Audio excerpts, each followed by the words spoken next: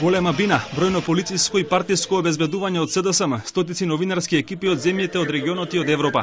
Ваква беше сликата на еден час пред почетокот на големиот протестен собир пред владата. Новинарите, особено оние од земјите од најблиското соседство, велат дека случувањата во Македонија се од врвен интерес во сите информативни емисии. Темата е многу интересна и во Бугарија. Темата е многу интересна и во Бугарија, бидејќи ова што се случува тука е многу слично на она што го доживеавме ние во Бугарија пред околу една година. Луѓето тука прават аналогија со оставката што ја поднесе Бојко Борисов и бараат истото да се случи и тука па да има нови избори.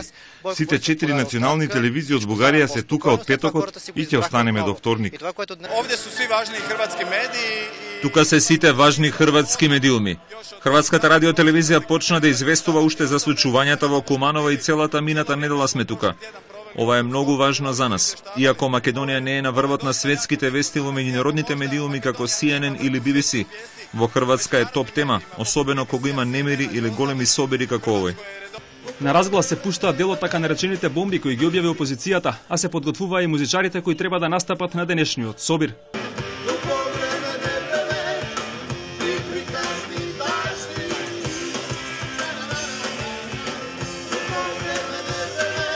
Околу 13 часот почнаа да пристигнуваат првите граѓани кои што ќе присуствуваат на денешниот протест пред владата.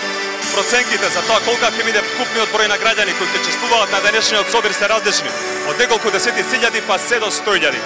Меѓу првите пристигнаа група граѓани од Гостивар, етнички албанци, кои порачаа дека не се задоволни од политиката на двете главни партии во владината коалиција, ДУИ и ВМРО-ДПМН. Ова влада Груевски треба исто ко Чаушевски во Романија, што е да го гази народот.